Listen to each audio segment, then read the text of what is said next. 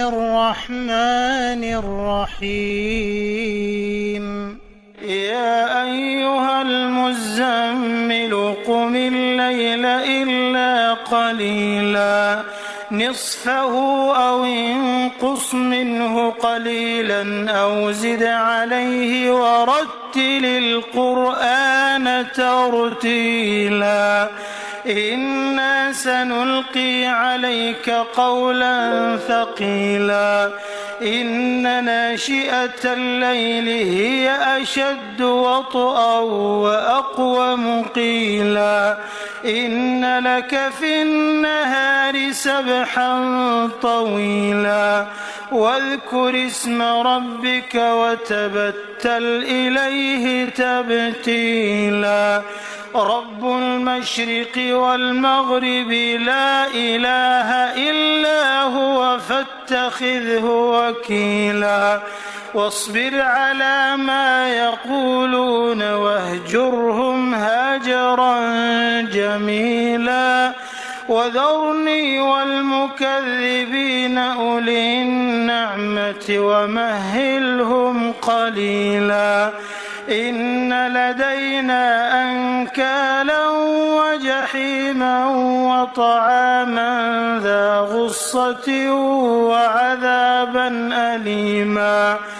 يوم ترجف الأرض والجبال وكانت الجبال كثيبا مهيلا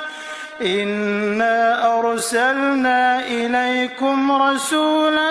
شاهدا عليكم كما أرسلنا إلى فرعون رسولا فعصى فرعون الرسول فأخذناه أخذا وبيلا فكيف تتقون إن كفرتم يوما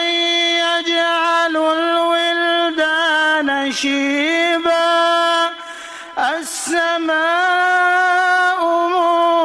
منفطر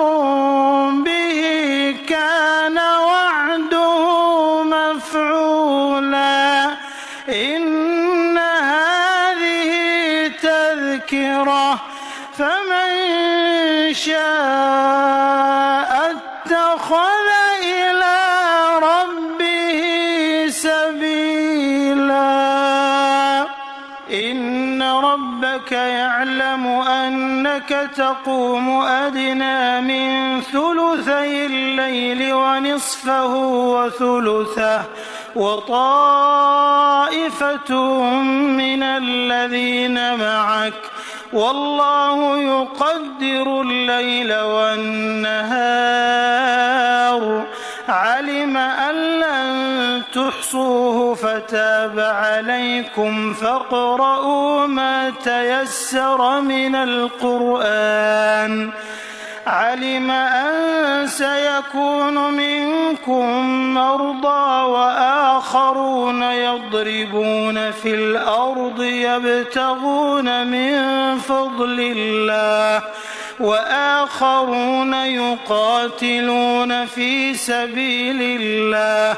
فاقرؤوا ما تيسر منه وأقيموا الصلاة وآتوا الزكاة وأقرضوا الله قرضا حسنا وما تقدموا لأنفسكم من خير تجدوه عند الله هو خيرا وأعظم أجرا واستغفروا الله